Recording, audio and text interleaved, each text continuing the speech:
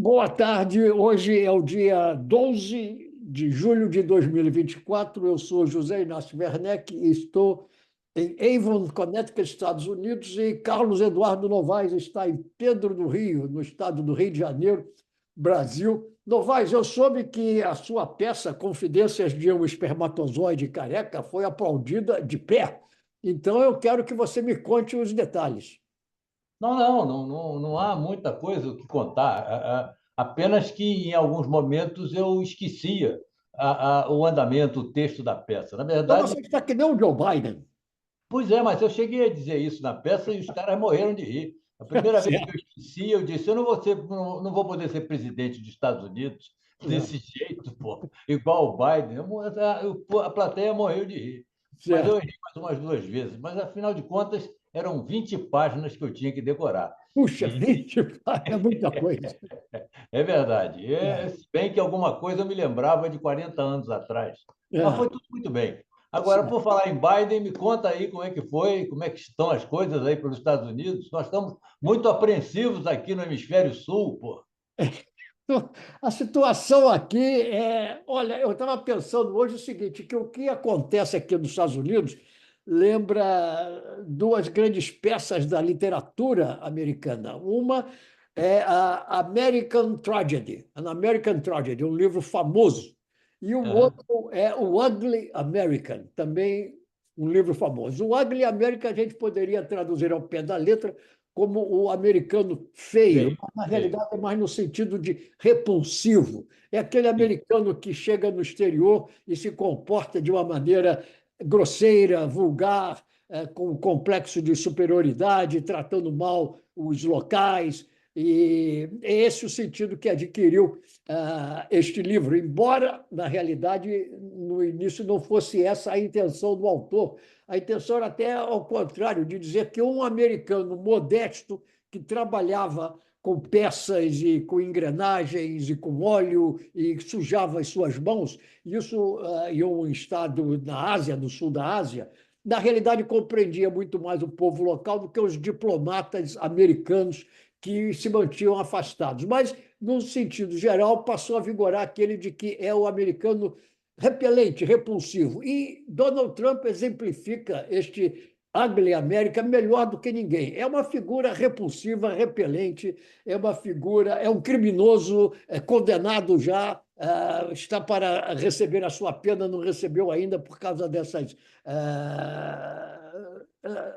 tergiversações da Suprema Corte dos Estados Unidos, mas, em suma, é o tipo do presidente que ninguém gostaria de ter, que ninguém gostaria que voltasse ao poder nos Estados Unidos, mas está para voltar ao poder. E aí vem a outra peça literária que eu me referia, que é An American Tragedy, é uma tragédia americana. O que está para ocorrer aqui é uma tragédia realmente ao pé da letra, porque o Joe Biden está caduco e ele não se convence que está caduco. Novaes, o problema não é a idade. O Joe Biden tem 81 anos. Tem uma porção de gente aí com 81 anos que está em pleno gozo de suas faculdades intelectuais. Você é uma delas. Eu não quero falar em causa própria, mas você é uma dessas pessoas em pleno gozo de suas faculdades mentais, o que não ocorre com o Joe Biden. E ele não se dá conta disso. A maior prova de que ele está caduco é que ele não compreende que está caduco, embora ele diariamente dê vastos exemplos de estar caduco. Ainda Agora ontem, mesmo ele fez, trocou o nome do Putin, presidente da Ucrânia, pelos chamou de Zelensky, Putin, né? exatamente, É, confundiu os dois. Ele foi na apresentação lá da OTAN, né, que a é OTAN, lá na como Europa, o isso. NATO, né, a NATO, e ele confundiu o presidente da Ucrânia com o seu pior inimigo, É o verdade. presidente da Rússia.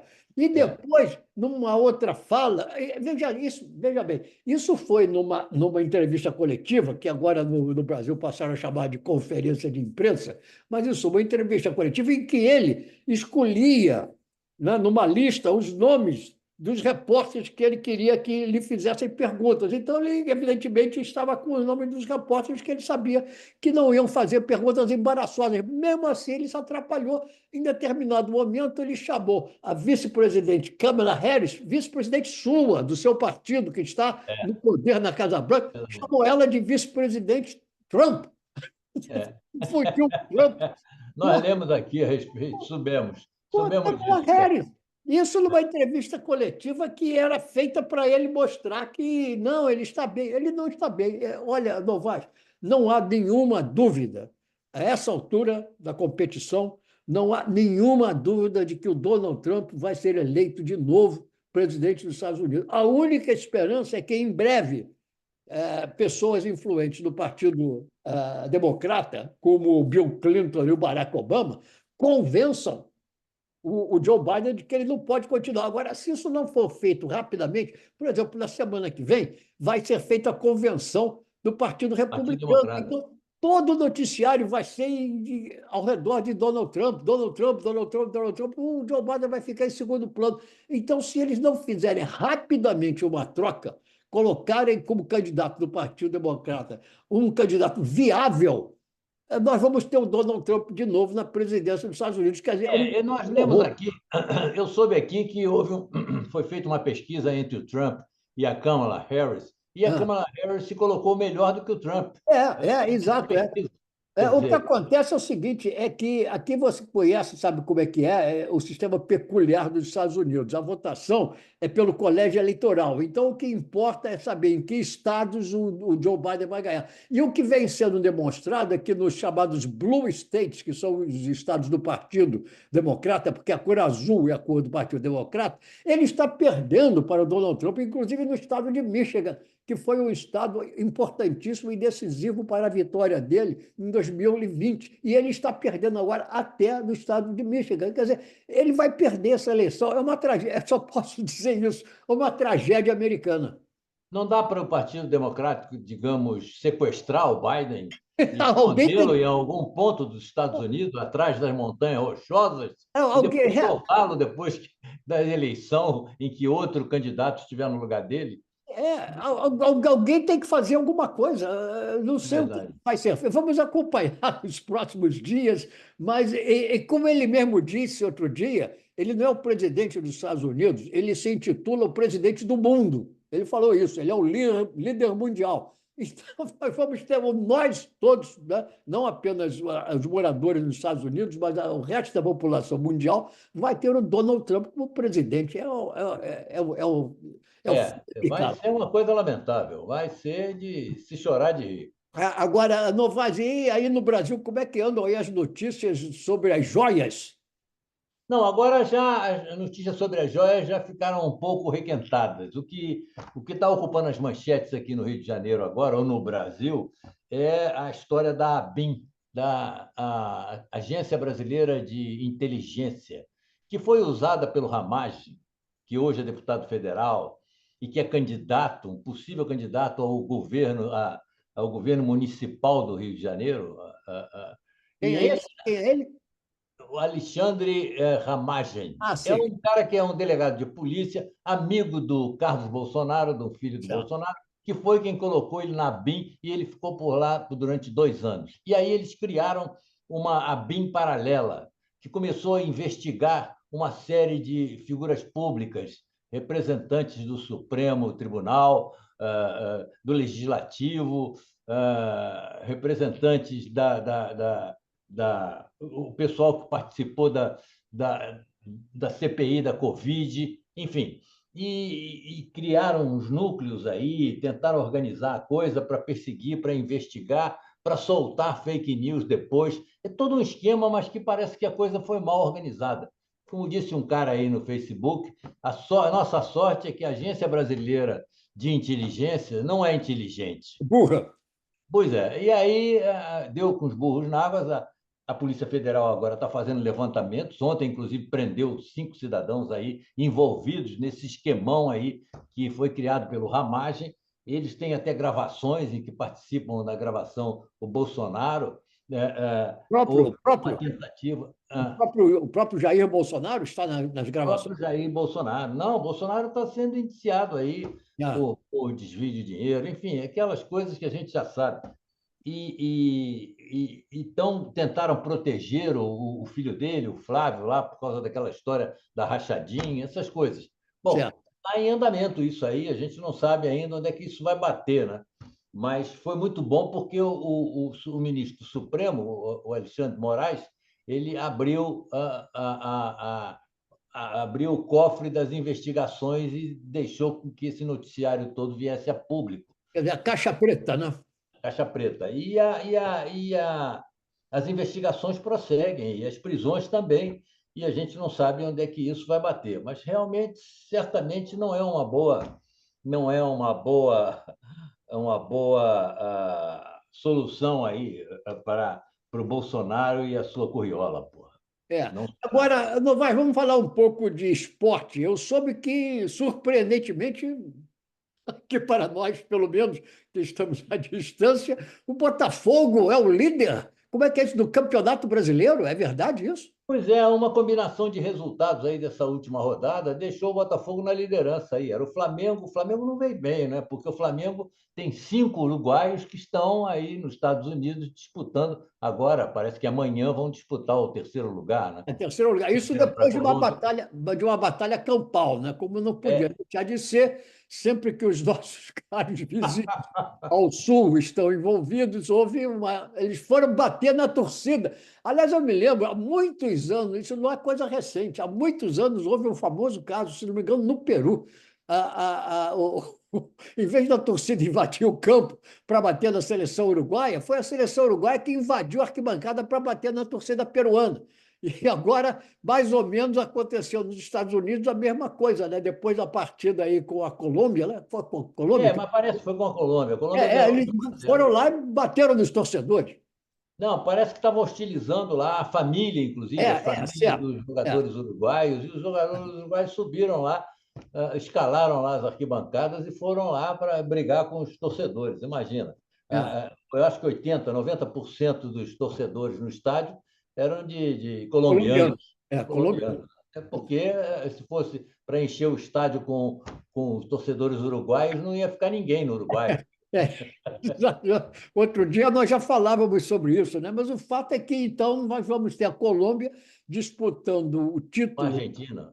da Copa América com a Argentina e na Europa nós vamos ter a Inglaterra disputando o título europeu com a Espanha. Pelo que eu tenho visto aqui na televisão, eu acho que a Espanha vai ganhar. Eu Não acho tenha que dúvida, não é, tenha de- dúvida, é, não tenha dúvida. A desse- desse- Inglaterra, eu não sei como é que a Inglaterra conseguiu se classificar jogando tão mal. é, Ela veio se arrastando aí e essa vitória final da Inglaterra sobre a Holanda foi um golpe de sorte. Aos 43 minutos do segundo tempo, um jogador lá que entrou no lugar do é, Kane é. fez o gol da vitória da Inglaterra. Mas a Inglaterra não tem jogado absolutamente nada. Aliás, E o falando sobre jogar bem ou mal, você me é, perguntou sobre o Botafogo. Eu não sei como é que o Botafogo ocupa a liderança do Campeonato Brasileiro, porque não tem jogado bem, não tem jogado nada, mas está lá na frente.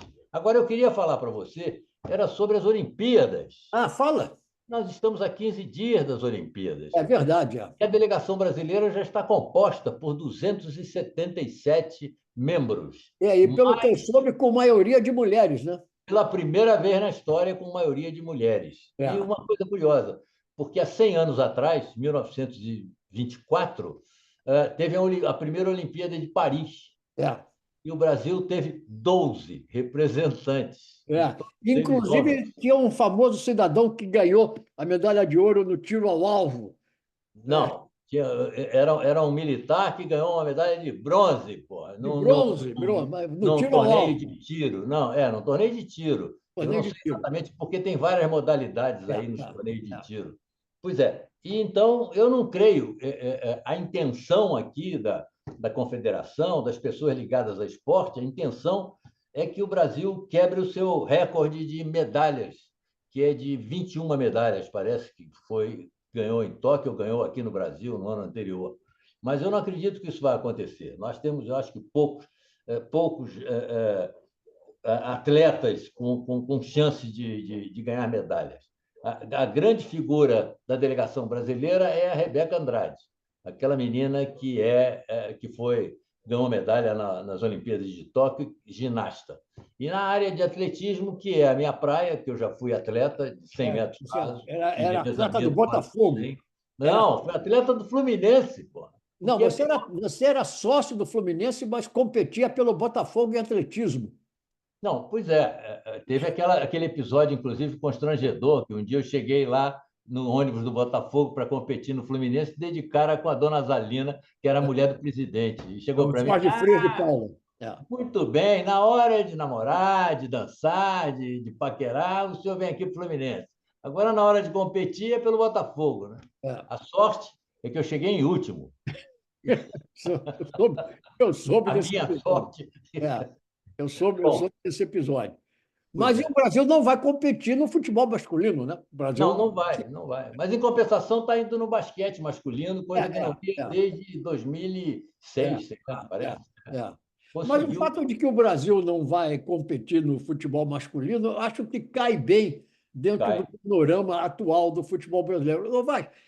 Nós somos de um tempo em que a gente sabia a escalação da seleção brasileira por música, era até por música. Gilmar de Sorte, Bellini, Zito Orlando, Newton Santos, Garrincha, Didi, Vavá, Pelé Zagallo, ex o Screte Nacional. Lembra disso? Copa do Mundo de 1958. 58. O último jogo, aliás, não foi o de Sorte, entrou o Djalma Santos, mas foi campeão do mundo na Copa do Mundo de 1958. Agora, veja o seguinte, você tem essa relação de jogadores aí, e tinha outros que jogavam, entravam e saíam do time, como o Joel, que era do Flamengo, e outros.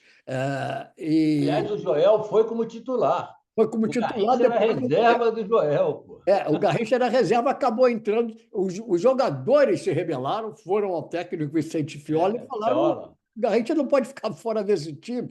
O Garrincha entrou contra a Rússia, e aí a história mudou completamente. Mas você vê o seguinte: todos eles jogavam em clubes brasileiros. Todos. Do goleiro à ponta esquerda. Hoje, quem é que joga por algum clube brasileiro? Acho que um goleiro aí, né? O goleiro do Palmeiras, sei lá. Bom, mas reserva, porque o titular, o Alisson é do Liverpool. É do Liverpool. Do Liverpool, exatamente. E quem não está indo em clube estrangeiro está a caminho de clube estrangeiro. E se a gente perguntar a um torcedor brasileiro a escalação da seleção brasileira, o torcedor brasileiro, você não sabe qual a escalação da seleção brasileira, sabe? Não sabe. É verdade. É verdade. Mas está muito mal, né? Porque agora vai ter que continuar disputando as eliminatórias aí. O Brasil está em 6º lugar nas eliminatórias e eu não sei o que vem aí pela frente. Quer dizer, está correndo um sério risco de não se classificar. Seria a primeira vez na história que o Brasil deixaria. Eu não acredito que ele não vá se classificar, mas é capaz, a minha bola de cristal quebrou aqui. Eu estou sem poder prever o futuro da seleção brasileira, porque eu estou sem bola de cristal. Mas eu não acredito que ela, agora, é capaz de passar raspando. Sabe como é?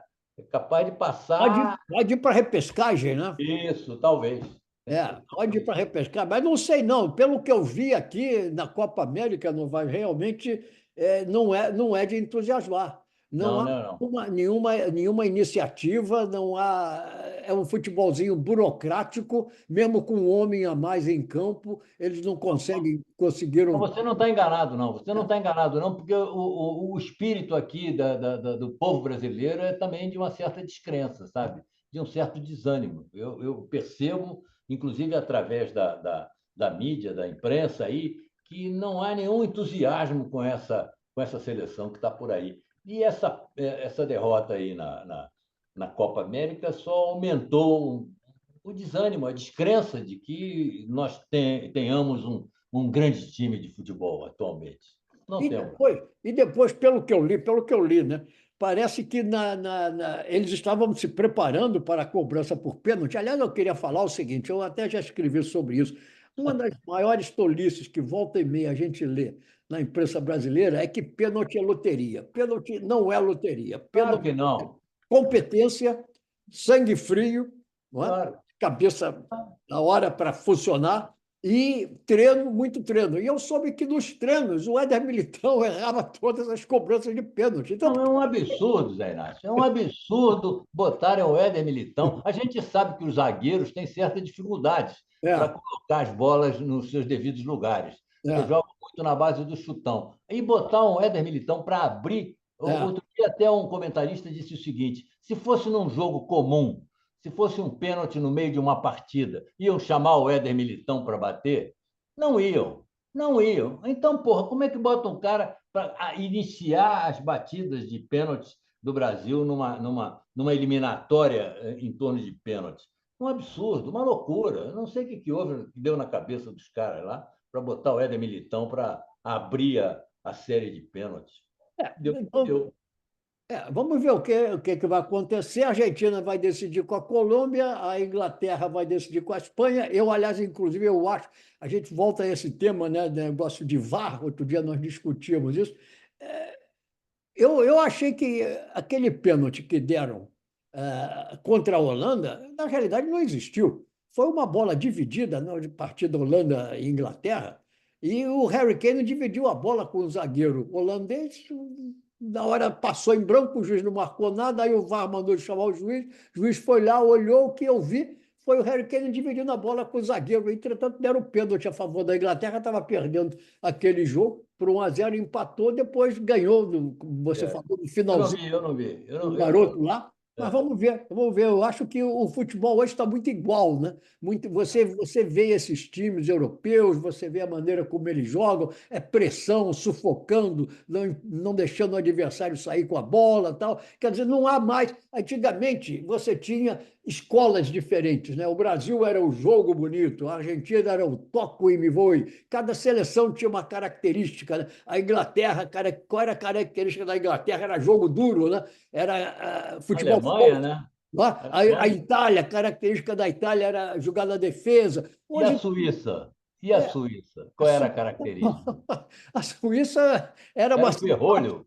era uma Era o simpática ferrolho? presença, o ferrolho, né? Era uma simpática presença, mas realmente não ia lá muito longe. Esteve na Copa do Mundo de 1950 no Brasil e exatamente. Empatou. E É, empatou lá em São Paulo. empatou É, lá em São Paulo e se destacava justamente pelo ferrolho. Agora, também o que hoje há é o seguinte: a contribuição das antigas colônias europeias, como na França. Hoje você pega claro. o time da França, Novaes, a maioria é de É todos jogadores filhos de africano. africanos de origem africana, que eram É. das antigas colônias francesas. Mas, seja isso ou lá o que for, o fato é que hoje você pega qualquer seleção, até a Albânia, que era treinada pelo nosso caro Silvinho, aquele que É. esteve aí no Corinthians e não deu muito certo, todo mundo joga igual. Então, a diferença é muito pequena. E o Brasil ficou nessa espécie dessa mistura em que não há mais uma característica brasileira de jogar futebol e, se depender da força física, os nossos adversários estão mais bem preparados e vão ganhando da gente. É o que Eu está acho que acontecendo. a única coisa que faz com que nós nos lembremos dos bons tempos do nosso futebol é o Vini Júnior. O Vini Júnior podia estar na seleção de 1950, na seleção de 1970. É o único jogador que eu vejo que ainda nos lembra os bons tempos do futebol brasileiro. É O verdade, é verdade. resto é tudo igual. É É tudo... verdade, tem aquela capacidade de Isso, inventar uma jogada de repente. isso. Agora, ele aparece melhor no Real Madrid do que na seleção brasileira. Inclusive, falta o Vini Júnior uma certa tranquilidade. Isso acontece não apenas quando ele acaba querendo brigar com a torcida adversária, os times adversários e tudo mais por causa de racismo, no que ele, em princípio, tem razão, mas ele também, às vezes, ele se deixa tumultuar por causa disso, e às vezes também, jogando pela seleção brasileira, como aconteceu recentemente, ele levou 2 cartões amarelos bobos. Quer dizer, falta ele aí numa certa maturidade. Agora, como jogador, eu acho que no momento, pelo que eu vejo no Brasil, é o único bom jogador que, na realidade, nós temos. É verdade. Eu quero fazer um registro aqui, Diga, voltar à minha peça. Eu quero voltar à minha aí, peça para vamos fazer um lá. registro e dizer o seguinte: durante a divulgação do espetáculo, o meu produtor mandou releases, como é comum, para todos os departamentos, seções e editorias do jornal O Globo. O Certo. jornal O Globo não deu uma única linha, nem na área de serviço, a respeito da minha peça. Então, eu estou escrevendo um texto agora, e uma crônica, em que eu digo que, provavelmente, O último pedido do doutor Roberto Marinho no leito de morte foi esse. Diz, olha, meus filhos, eu não quero que vocês deem uma linha sequer sobre aquele cronista, aquele cara, o Carlos Eduardo Novaes. Eu estou Mas escrevendo um texto você sobre tinha isso. alguma inimizade pessoal com a turma do Globo, não? Não, não tinha, mas eu, durante os tempos que eu trabalhei no Jornal do Brasil, o Globo, que era, através da sua televisão, até o braço ideológico da Revolução, É, né, é. eles apoiaram o golpe, eles só vieram se retratar agora, em 2000 e pouco, Mudou, o depois panorama que o velho mudou. morreu. Depois que o velho morreu. Mas É, enquanto o velho estava vivo, eles apoiaram integralmente o golpe verdade. militar de 64. E eu estava no Jornal do Brasil nessa época, você lembra? Nós Lembro. estávamos lá. Pois é, e eu caía de pau em cima deles. Pô. Então eu não sei, mas isso aí já tem tantos anos e eu não sei por que eles mantêm essa perseguição. Então eu estou escrevendo uma crônica que eu comecei exatamente assim. Eu acho que foi o último pedido do Roberto Marinho no leito de morte. Foi, não, por favor, não deem uma linha a respeito desse cara. É. Mas não faz mal, mas a peça foi um sucesso, né? E eu Foi um pergunto, sucesso, claro. e aquele projeto da Casa dos 80 vai em Pois frente? é, agora tem que recuperar o projeto da Casa dos 80, tem que reerguer, porque enquanto eu estava aí às voltas com essas 20 páginas para decorar, para fazer a peça, e com todos os problemas de produção, porque afinal eu fiz um texto sem diretor, eu fiz um espetáculo sem diretor, né? Eu fiquei Você era o marcando. seu próprio diretor? É claro, eu não sou exatamente um diretor e tinha que marcar as cenas no palco e ver a iluminação e ver a entrada do som. Quer dizer, foi tudo muito confuso. Então, não deu tempo de me dedicar à Casa dos 80, coisa que eu espero fazer a partir de agora. Vamos ver. Então tá bom. Então vamos ficar por aqui, vamos aguardar então essa decisão que vai acontecer nos Estados Unidos da Copa América, o Brasil está fora. Vamos aguardar a decisão do Campeonato Europeu entre a Espanha e a Inglaterra. Vamos aguardar notícias aí sobre a possível prisão do nosso ex-presidente Jair Bolsonaro, enquanto o ex-presidente americano Donald Trump vai ameaçando ganhar as próximas eleições. Quer dizer, as coisas não estão, no momento, assim, numa situação muito tranquila. Não, e vamos ver se na sexta-feira que vem, quando nós voltarmos a falar, nos encontrarmos, já terão decidido alguma coisa com relação ao Biden, né? Se não tiverem até sexta-feira que vem, se protelarem mais ainda, aí não há esperança. O homem um pouco porque ele está, realmente, a cabeça dele não funciona bem, e muito por uma gigantesca vaidade, ele está É. agarrado ao osso ali, que não quer largar de maneira nenhuma. Vão ter que fazer muita força para tirar o osso daí da boca do nosso Joe Biden. Novaes, ficamos aqui até a próxima sexta-feira. Valeu, querido. Tá, um abraço. Bom fim de semana. Igualmente. Tchau. Tchau, tchau.